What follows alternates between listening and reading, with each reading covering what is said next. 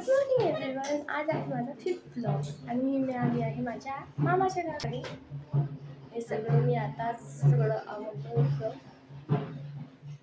आजीला माझ्या हातची भाजी खायची होती म्हणून म्हटलं की आज आपण बटाट्याची भाजी करावी, रसाभाजी.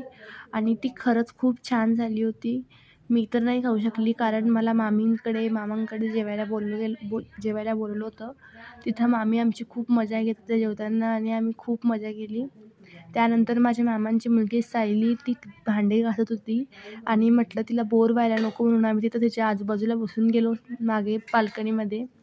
आणि तिथं माझ्या लहान मामाचा मुलगा त्याच्यावर पाणी टाकत होता. आम्ही खूप मस्ती केली तिथे. आणि नंतर त्यांच्याकडे आज रविवार असल्यामुळे बाजार होता. मग बाजारात फिरता फिरता आम्हाला कळलं की इथे खूपच कटलेरी वगैरे मिळतं. तिथून आम्ही खूप 2-3 चेन घेतल्यात आणि मग गेलो घरी खायला. नंतर मामांनी आमच्यासाठी आईस्क्रीम कुल्फी आणली होती. या बघा काय करते.